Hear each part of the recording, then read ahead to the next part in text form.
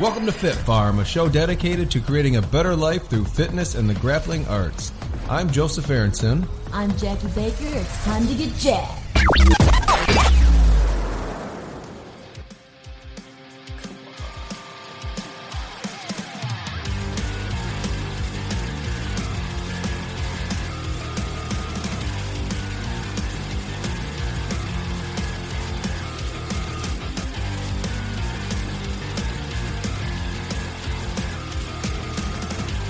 What's up, ladies and gentlemen?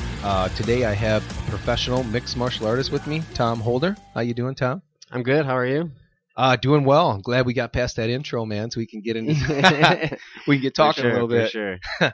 Thanks for coming out on short notice, too, by the way. Yeah, no problem. I had an opening, so it worked out. Yeah, you find that opening, you go for it, right? That's probably something you learned from years Life of training. motto. Yeah, right. Yeah. So if we could we just give everyone a little background about yourself? I'm kind of curious where you're from, if you're originally from the area and all that. Yeah, I actually grew up in Stillman Valley, and I wrestled out there from 6th grade all the way through, high school and whatnot, but moved to Rockford here just recently, but grew up here, wrestled here, started fighting here, and, this is my home.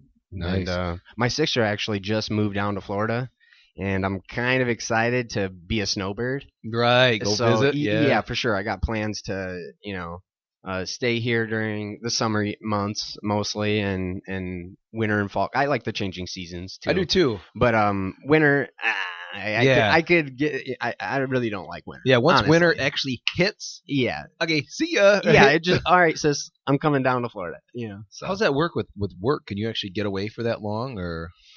Yeah, not at the moment. Not at the moment, but in the future I'd be able to. So yeah. Nice. So going back a little bit here, what got you started into wrestling? Was that down there in Stillman? I know it's a pretty big thing. So. Yeah. Actually, one of my good buddies, Dan Newhausen, we were friends since 3rd grade, right? And he was doing wrestling, and he was like, "Tom, you should do this." And I went and watched a tournament of his, and I was like, I think I could do that. Yeah, I can handle that. Yeah. I can do that, and I was kind of being bullied a little bit in school. Hey, man, that's like an ongoing theme with a lot of people. Yeah, I was being bullied a little bit, and so I was like, all right, well, I'm going to join wrestling, and my first tournament went 3-0 and won the tournament, so I was like, okay, I'm good at this too. So I just went on from there, but Good buddy Dan Newhausen, yeah. Oh, shout out Dan, yeah. Yeah, shout out Dan. Nice. So were you like wrestling like WWF, like stuff on TV, or did you already know like what was up? No, I was just too young for any of that. Right, really. right. Yeah. Sometimes you're a kid, man, and you see like Hulk Hogan and all that stuff, people like that on TV, and you're like, I don't know if I want to stand around in my underwear in front of a bunch of people and wrestle. No, that I never really was attracted to any WWF or WWE or anything like that. But just a soap opera, man. Yeah, it was more of a show than athletic performance. But not to discredit any of those guys, because it takes some athletic ability to do what they do. Some guys doing like triple backflips off the top rope and stuff. I'm like, I don't ever even want to attempt that. I'll probably break my neck. I'll go to the trampoline park and won't even do that. Yeah. Though some of those dudes are super jacked too, man. Yeah, they're massive bodybuilders. All natural, for sure. Okay, so sorry. Go ahead. So then you got into wrestling in 6th grade, you said?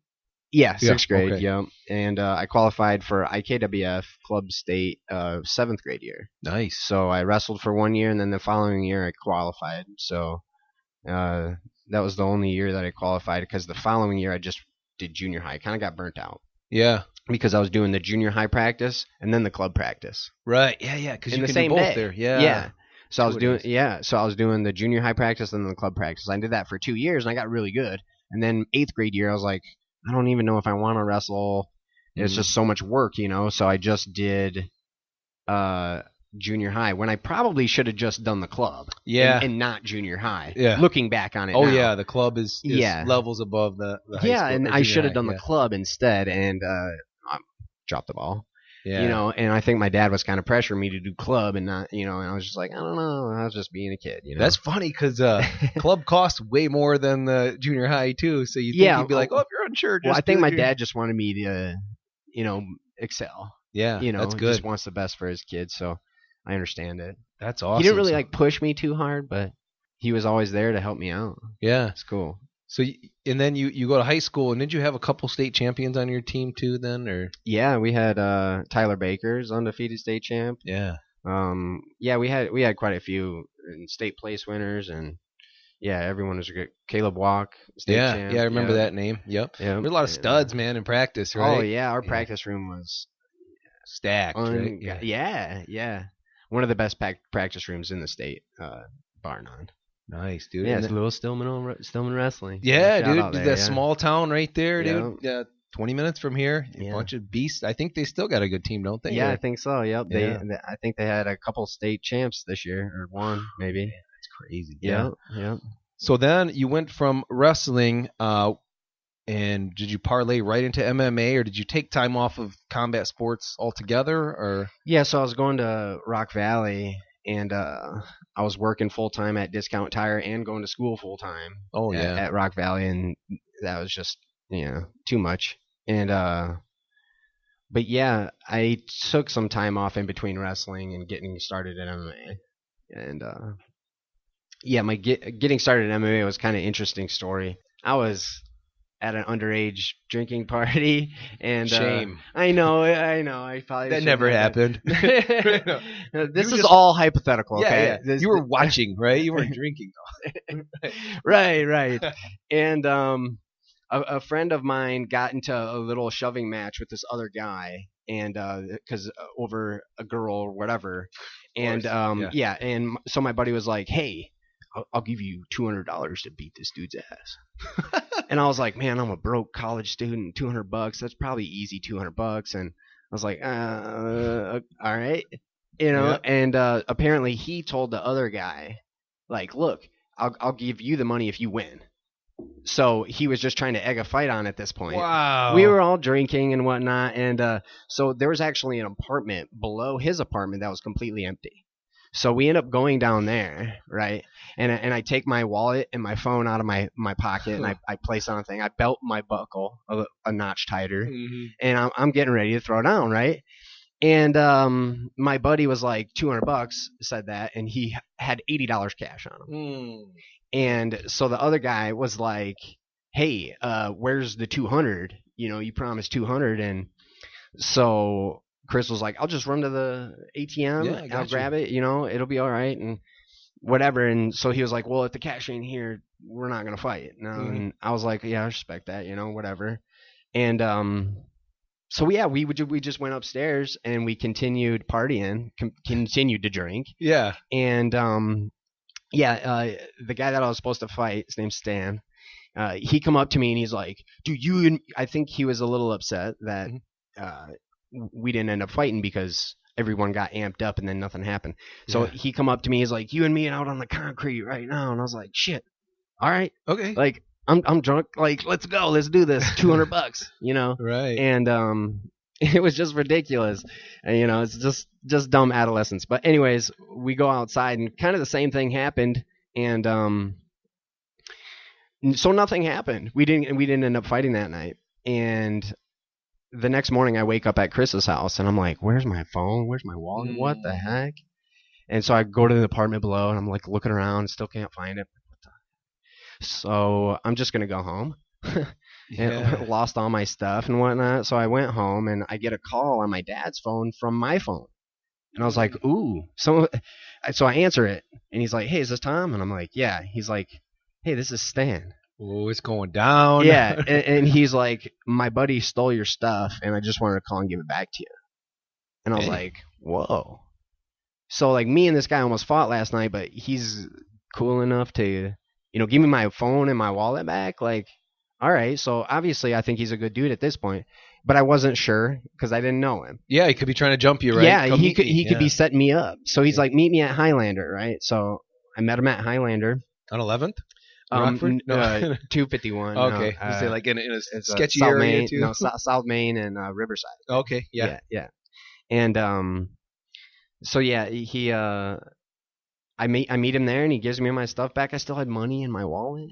Dang. And he was like, "Hey man," he's like, "I'm a professional fighter. I didn't know if you knew that." And I was like, No, I didn't. I probably would have got my ass whooped last Yeah. night if I knew this. Thank God that didn't happen. Yeah, exactly. He's like, "Do you ever think about fighting like in the cage or anything?" And I was like, I was a pretty good wrestler, and he's like, "Well, why don't you come to the gym and train?" And I was like, "Okay," And Wow. that's kind of how I got started training in mixed martial arts. Because before that, I was just purely a wrestler, just going to school. Yeah, you were going to double leg him and half Nelson him. I was going to try to, right? I was going to try to wrestle him, I didn't know what the hell I was doing. He probably would have punched me in the face, and that'd have been that. Oh, And, man.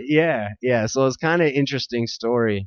And, but I end up practicing and training with Stan Gavia for a few years before joining Shane's. Wow. And, he's now the head jiu-jitsu instructor over at MTC. Really? Yeah. Oh, so he was legit. Yeah. I just had his 30th birthday party. We were just kind of talking about this stuff at the Chicago Sweat Lodge. Wow. And, it was a great time. Great time. He just had his 30th birthday party. So That's crazy. Yeah. So he was already at the pro level that young too, huh? I believe he was. And Wow. he's a scrapper and really tough jits expert. And so he taught my wrestling, and he kind of transformed it into wrestling / jits. Yeah. Because I was good at some stuff. Submission wrestling. Yeah, right? but I'd stick my neck out and he'd guillotine me. So I was like starting to learn the basics of jiu-jitsu underneath of him. And I learned a lot. And shout out to Stan. Thanks, man. Was he in Rockford or at the time? Yeah, he was in or- Rockford at the time. Okay. Yep. He ended up moving closer to the city. Yeah, sure. Yeah. That's awesome. So getting right into it, did you start with like submission grappling and then switch to punches, kicks, and all that, or as far as competing, did you compete? Yeah. Or So did you about 2 weeks after I met Stan, he was like, "Hey, you want to fight this weekend?" full MMA? Full MMA. And I was like, "Yeah, sure." Oh. No. And there was a few of those instances, actually quite a few of them, and I was just kind of wrecking dudes, honestly. Yeah. Even the first one? Even the first one, I actually took him down in the first round. Did pretty well with some ground and pound. He wasn't able to really get away, and right at the end of the first round, I end up really rocking the dude, and he didn't come out to answer the bell in the second round. Wow. Yeah. So it was a good first experience. Like in wrestling, I had a good first experience. Yeah. Winning that tournament, and kind of the same thing transferred it over in MMA. I mean, I was already a pretty good wrestler, but I just needed to hone my skills other than wrestling, because I knew eventually I was going to run into a guy that was going to be really tough to take down. Yeah. And then what? Yeah, now I'm just going to get knocked out. You're gonna keep shooting, keep trying. Yeah. Keep shooting. Desperation. That's not a good thing. You Go get for the kneed Hail in the Mary. face. Yeah. So I knew I had to develop my other skills on top of that. Yeah, and he helped. Imagine he helped with all of that too, right? Helped get your hands in order and kickboxing too. Or... And that's where like Shane came in too, because he's more of a striking guy. Yeah, and so I kind of feel like I needed that, and so that's kind of. Stan had his own thing going on, and he knew that he was going to go into the city. So I was like, all right, Shane started his gym, and I was like, all right, well, I'm gonna make perfect this timing. Yeah, it's perfect timing. He's moving on, going to do his things. So here in Rockford, there's no other gym to go to. If you're doing, Really? I mean, I feel the same way. If you're 100%, like if you're trying to fight MMA, that's the spot to go. I mean, I think so. For sure. Yeah. I mean, there's other academies that'll teach different martial arts, but I mean, if they you're, specialize in other areas. but if you're going straight, like, hey, I need to do MMA, like this is the spot. I agree, 100%. Yeah, I dude. think so. I too. mean, yeah. do you feel like your wrestling carried you a lot in the beginning? Oh then? yeah. If it wasn't for that, I would have got whooped. See, high school wrestling, right? I Yes, mean, for real. Seriously. Yeah, and it's especially here in Northern Illinois. Yeah. We are top of the cream of the crop, man. Yeah. Pennsylvania's tough. Minnesota, right? Yeah. I mean, In the Midwest is actually really tough wrestling. I mean, you look at it. Yeah. Just history. It's facts. And it teaches you, I mean, besides the fact that it teaches you how to take people down and all that, it teaches you that grind, man. Like work ethic. A lot of other sports I don't think have the same like tenacity, Right. You got to go out and earn it. Yeah. You got to go earn it. Exactly. Yeah. Shout out to Brian Stout, Go Earn It Apparel. They're freaking awesome dudes. I like that hat. Yeah, this hat is so cool, man. he gave me this as a part of the sponsorship, and yeah, I can't say enough good things about him. And they're big in the wrestling community around here then too. MMA too, or just wrestling? Wrestling, they're starting to venture into MMA, but wrestling, they're known nationwide now. That's their bread and butter. Oh yeah, they're known nationwide. Everybody in the Flow Wrestling, I'm sure, is probably like, who's this Go-Earn guy? Like, everyone's talking about him. So if you get the chance, check out their Instagram. It's good stuff. Just at Go-Earn it, or yeah, it's at Go-Earn it. Nice, dude. I'll make sure I put that in the notes too, so people can find. Okay, it. Yeah. Thank you. Yeah, no problem. So after a while, the wrestling's carrying you, this and that, and you're working on your hands, sharpening your hands. When did you get the break to go pro, to fight an actual pro bout? Well, and how did that work? So I had a kind of an extensive amateur career, doing it for years, and I was just kind of at the point where I was like either going to be done or take that next step. And an opportunity got put in my lap. You want to fight on Bellator?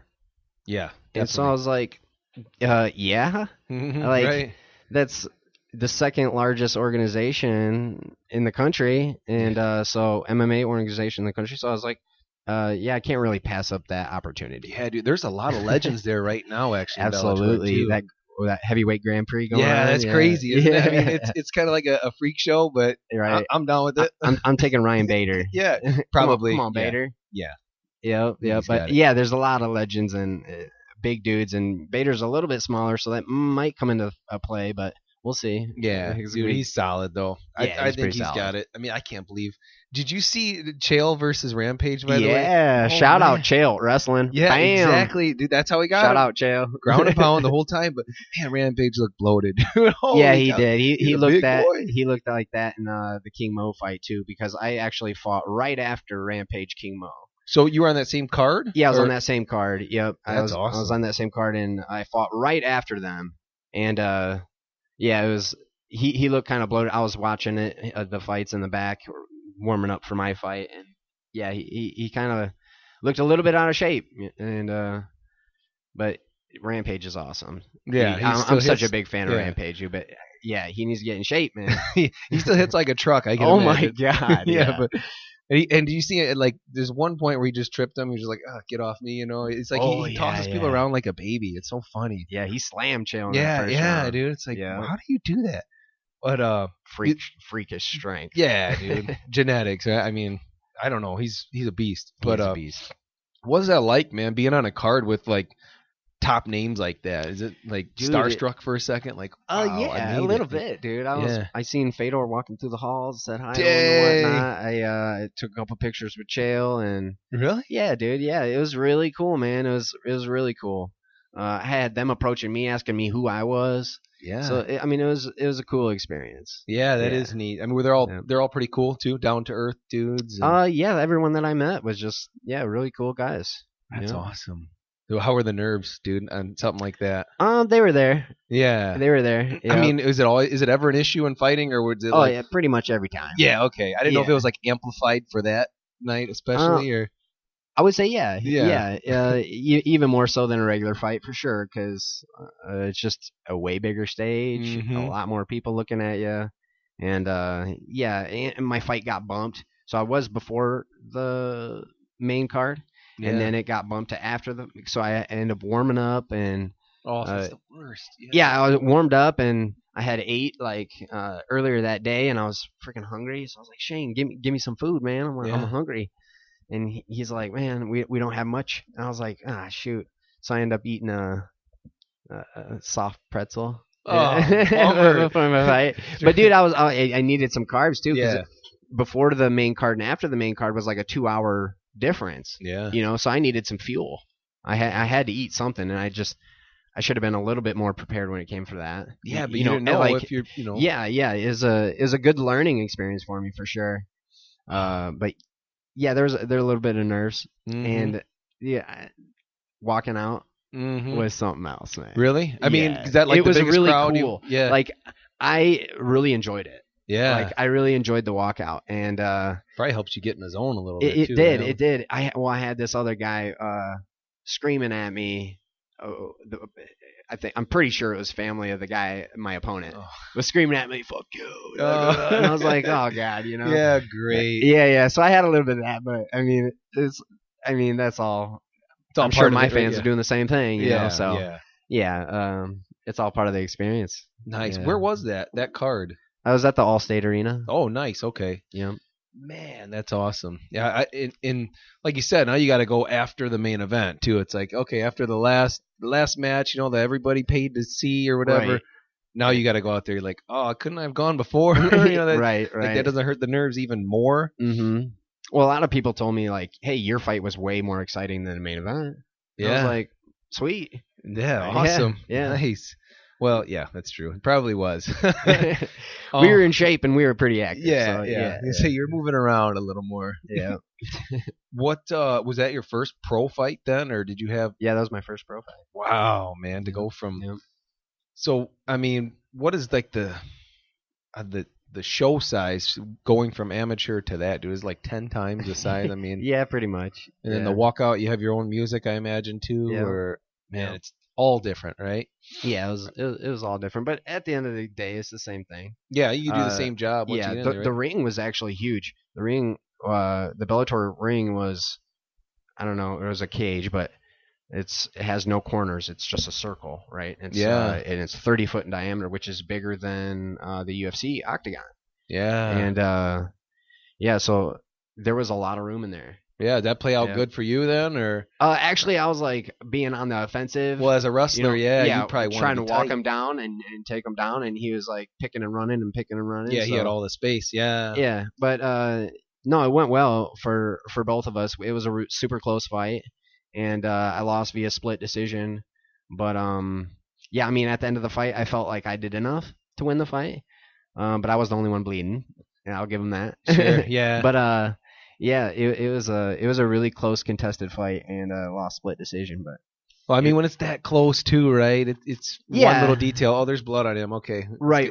Yeah. Or if I got like one more takedown, or whatever it would have been, could have easily went my way, and the nod went to him. So yeah, congratulations. Yeah. Nice. I'd like to run that back. Yeah. Is there any chance of that, or? I'm sure in the future. He's been on a tear lately. I think he's 6-1 as a pro now, or 7-1 as a pro. Yeah, I fought him. He's 3-1 or 4-1, and so he had a little bit of experience on me, but it was just a learning experience. For sure, dude. And I actually looked his record up. Obviously, I was creeping on the guy. And the amateur, I was gonna fight him for sure. Yeah. So I was creeping on him a little bit, and he actually lost his first fight via split decision. And then he ran off 7 in a row. So. Yeah, he's a quality opponent and quality fighter. Yeah. So how many amateur fights did it take for you to get to that level? I had 14 fights before taking my professional debut. Yeah. So was that 2 years ago, or? No, that was last March. Oh, just a year ago. Okay. Yeah, last year. For some reason, I thought that was 2016. Okay. So wow. Yeah. So I mean, what's the game plan now? Have you pretty much been staying consistent with the training? Like, yeah, I pretty much go to the gym and develop my skills, but it's not like a fight camp where I'm, watching everything that I do. Sure. So you're still learning right now. I'm still learning, still developing, and as far as the future goes, I mean, it's always kind of been a hobby of mine. Sure. I've never wanted to be UFC champion. Mm-mm. It's just been a hobby of mine, and I kind of want to, push it a little bit to see how good I am, because you don't really see that until you face until you compete adversity, right? Yeah. And so I just, fighting tells you a lot about yourself. Yeah. And that's what interests me in the actual fights. Do I like the build up and the mental stress? No. Like it's kind of very stressful, and that's all I think about when I have a fight coming up is the fight. Like, you obsess over it. Oh, I obsess, dude. Yeah. I obsess over it so much that I neglect other parts of my life. Yeah. So it's a very big deal to me when I do take a fight. I'm a professional, even in the amateurs. Like, you're still a professional person. Right, right. If I took a fight, I will be there. I will be on weight, and Yeah, that's just that, and that lacks sometimes. I think that's just character. Yeah, and that's another thing I think wrestling helps with too is teaching people that discipline to make weight, because you have to do that every week, in wrestling. And like you see people that miss weight at the highest level at the UFC, they're missing weight, and they could have just made $100,000 or something just fighting. Now they got to give 20% of their purse over to their opponent. Or, however that works out. But yeah, it's crazy, dude. Because I never once missed weight, wrestling, grappling, anything like that. Never. Right. Maybe when I was like, no, not even when I was in middle school. I was gonna say, but I don't think I ever once missed weight. So I think wrestling just like produces good people. Yeah. Yeah, you gotta have your bad apples, but sure. In general, it teaches you a lot about life and how you should conduct yourself as a human being. It's pretty cool. I love wrestling. It teaches you how to stay on that grind too. Get after it. Don't give up. You know, like that Jocko always says, right? Get after it. But yeah, man, I'm right with you on that, dude. What's it like if you could just share your experiences finding bouts as an amateur, finding fights? Is it a lot harder? I mean, at the professional level, that was probably good to go. But I mean, as far as people backing out or not making weight at the amateur level, do you notice that? It's happened a couple times to me.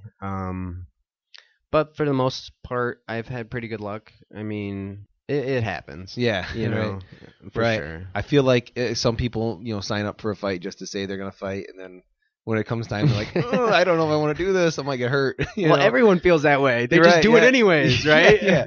Everyone, I think, goes through that phase where like, why the hell am I doing this? Why did I sign up for this? Why did I sign up? I could get knocked out. And I mean, I think every fighter kind of goes through that little phase. But, when you sign up for it, you kind of know what you're getting into. And, for you to just kind of mentally back out of that, and I don't know, that says something about a person. Says something about your character and your integrity. Oh, integrity. Let me get that word right. For sure. Yeah. Have you done any other combat sports besides, obviously when you got out of school, besides full-on MMA, did you do any, random grappling tournaments? Yeah, I did. I did one outside grappling tournament, grappling games. Ended up getting first in the advanced division, the advanced division, I think. Yeah, like a no-gi, right? Yeah, no-gi. Yeah, no-gi. And, I did real well. I won that tournament. But, I was actually thinking about doing more and more of that as I, kind of phase out of my MMA career. Yeah. In the future.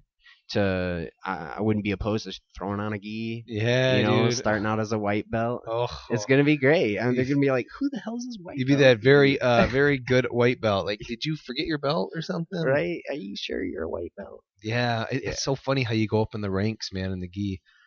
There's a lot that gets you tangled up though that you're not used to in the no-gi. You know what I mean? Sure. It's different. Yeah, it's hard to move. You can't move as freely. Right. Right. Like passing guard is not the same when they have both your sleeves or your collar. It's like, come on, dude. Yeah, or like leg locks aren't the same when they can grab your lapel and not let you, extend or sit back. Yeah. There's a little. Did you do any kickboxing or boxing too? I had one boxing match. Yeah. It's pretty interesting. It was at Apollo Theater in Belvedere. Oh, nice. And so I got my USA boxing card, and they were putting on a rinky-dink show there, and I weighed in and everything, and they said that, okay, well, this guy's your opponent, and so I checked him out. I was like, cool, man, I think I could beat that guy, and another gym owner here in town went and talked to the matchmaker, and he was like, blah blah blah blah, and then they took my opponent away from me and gave it to his guy. So I was like, okay. Yeah. So they were like, sorry, man, you ain't got to fight. And I was like, okay. So I actually knew the bartender that was working there. I was working with him at this place called New Dimensions. And he gave me 4 beers. And I was like, cool. So I'm going to just sit up in the stands and watch the boxing matches. So I'm drinking. And I drink 2.5 beers, almost 3 beers. And the main events comes up, and there's blah, blah, blah, blah, 16-0. And their opponent, and the dude didn't walk out. So then they were like, Thomas Holder to the ring. And I was like, okay. So I had my beer in my hand, and I walk up to the ring, and they're like, hey, do you want to fight? And I was like, sure. Let me finish my beer. Yeah, right? let me finish my. Or that was like, hold my beer. I legitimately finished my beer when I was up by the ring. I didn't get in the ring, but I was by the ring, and I got down, and then they said, he's gonna fight. And everyone was like, this guy out of the stands. Like, is this out of a movie or something? Yeah, this guy out of the stands is going to fight. Oh. And so, I had to get my hand wraps. So they had like a short intermission or whatever. So then I got my hand wraps done, and I ended up fighting that night, and I lost via decision. Well, I mean, dude, what do you expect? You got 3 beers down. Yeah, and he was undefeated. He was like 16-0 or something like that as an amateur boxer. I outweighed him by like maybe 15 pounds. Yeah. So I think it was a little bit more even. And then the first round, I just came out swinging, and I gassed hardcore. Oh, for sure. Yeah.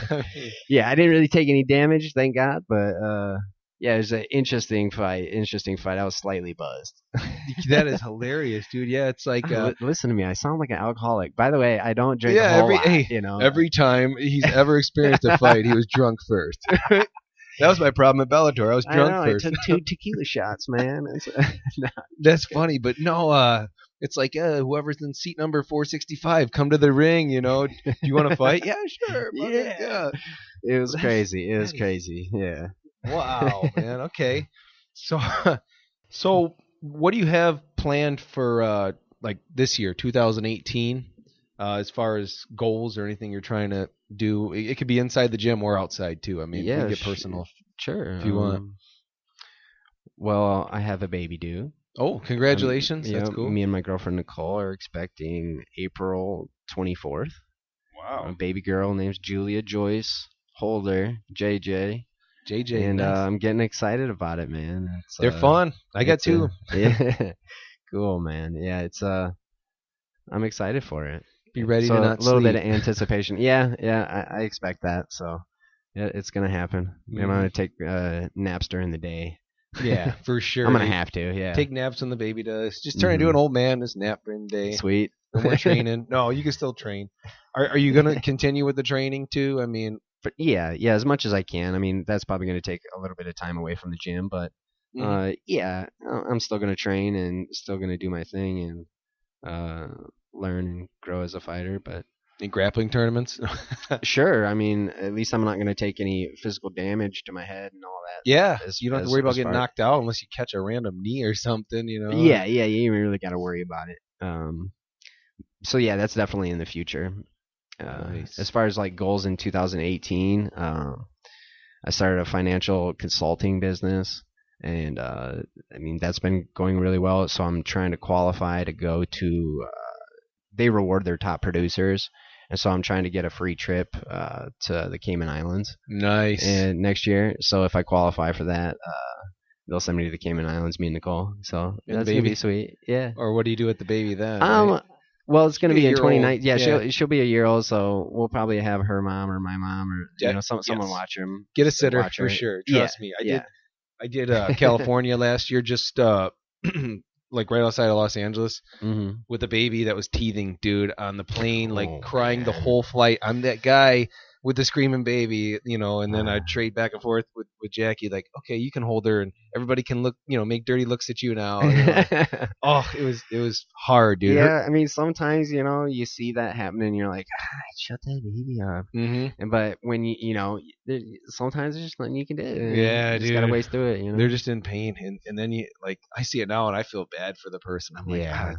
I've been there. Yeah, I was there. Yeah, I've been there twice now. I feel bad for you, dude. I'm done. All right. Hopefully, I'm done. No more. Okay, so then what do you got going on for beyond 2018? I mean, what are you still going to be fighting, or are you thinking? Yeah, I'm still gonna. 2018, I'll probably take 1 or 2 more fights. Yeah. Toward the end of the year. But I don't know. Like I said, I think we might have been off air, but it's just kind of a hobby of mine, man. And, yeah. I really don't. Never planned on making a living with it, right? Right, and it's kind of hard to do too. I mean, yeah, you have to be the elite of the elite, and that takes a life dedication. Yeah, you have to quit your job. Oh, and that for has sure. To be your job. Yeah, it has to be your life. Mm-hmm. And I'm not sure that is what I want for my life. Something happens too when you turn a passion or something or a hobby, something that you like into your job. Sometimes you lose the lust for it. You lose the initial shine. You're like, oh, it was so awesome. Right. Now I'm doing it for a living and I hate it.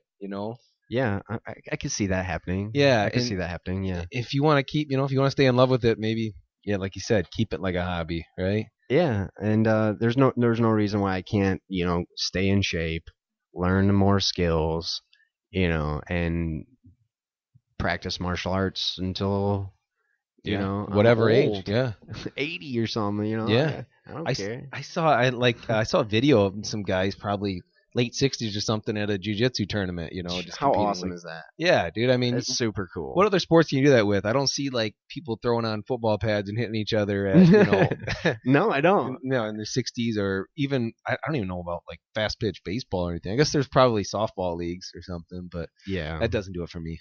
No, me neither. So have you ever thought about coaching or getting into coaching? Yeah. I do a little bit of coaching at the Combat Club, Northern Illinois Combat Club. Okay, so I do a little bit of coaching there, and I coach wrestling. I feel most comfortable coaching wrestling and also catch wrestling, so submissions and all that stuff too. I think it would be cool in the future to coach a club program or a high school program or something. I think that'd be fun. Yeah, that is fun. That for sure, dude. Especially if it's closer. I did, like I said, I told you, I think off the air too, that I did 1 year in Stillman, but I was living in Rockford, so with all the driving back and forth, I was actually, I was paying out of pocket to coach by the end of it, but it is fun. It's rewarding too, seeing the kids progress and all that. One of my mentors, Mr. Steve Stender, he was just, I just looked up to the guy. You know? And he was a great human being, and he's a good model. And I could have that same effect on other kids being a coach of a high school wrestling team, which I think would be really cool. He did that for me, and it's a giving back, Yeah, right? It's a giving back thing, so I think that would be really cool. Yeah, that would. As far as when you coach at Shane's, do you coach kids there or adults? Mostly adults. Okay. Yeah, some kids jump in class, but mostly adults. It's kind of a different dynamic. Sure. Yeah, coaching the kids, because you got to make it fun too, and you got to keep their attention. Like, hey, over here, we're doing this now, right? Yeah. But I mean, with the adults, it's sometimes a little easier there because they know they're paying money to be there. They're gonna listen. Yeah. They came to there for specific reasons. Yeah, they came by choice. Sometimes the kids' parents make them go. So right. That's the only downfall with the kids wrestling, but that'd be awesome, dude. That's so fun, for sure. So I wanted to cover this new thing we have going on the show called the Technique of the Week. And we're going to record it upstairs on the mats, but I wanted to see if we can give a quick breakdown on the show so you can tell them kind of what we're going to be doing. Yeah, that'd be cool. So what'd you have? I was going to show a little Darce setup. It's from a cradle position, like a wrestling cradle, to a Darce choke setup. And, I mean, that's pretty much it. Yeah. Okay, so Darce choke. Yep. And this would be awesome, like a submission grappling pretty much move. Right? Or MMA, I guess, right? Yeah, definitely MMA. It's kind of sneaky, kind of tricky. I kind of do it in two different ways, and sometimes you can get high level guys in it, and it's just a trick up the sleeve, Yeah. Do you need any special attributes like longer arms? I know some Darces. It helps to have longer arms for sure.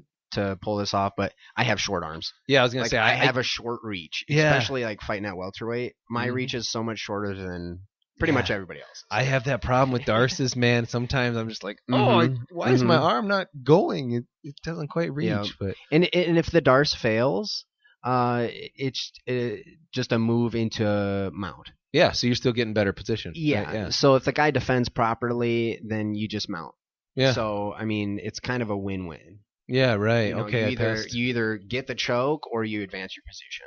Yeah. So it's a good technique. Nice. I can't wait. Is there anything else you wanted to cover while we're on here, or do you think we got it all?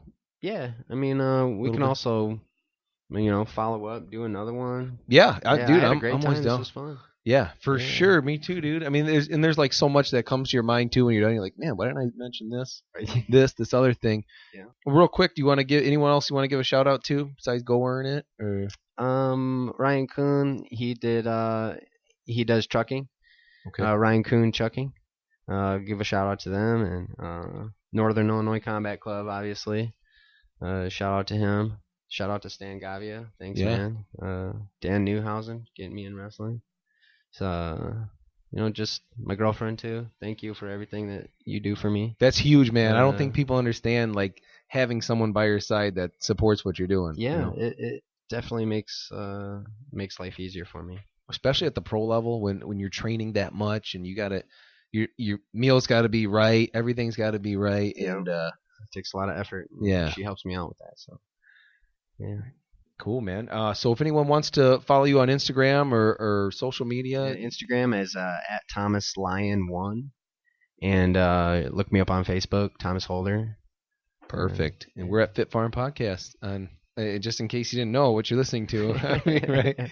Make sure you're subscribed so you can keep up to date too with all the upcoming episodes. We have a ton coming up. So, and then follow us on YouTube, subscribe, FitFarm Illinois. That's where all the techniques are going to be. All right, dude. Well, let's close it out. Thanks for coming, Tom. Yeah, thank you. All right. All right, man. Bye.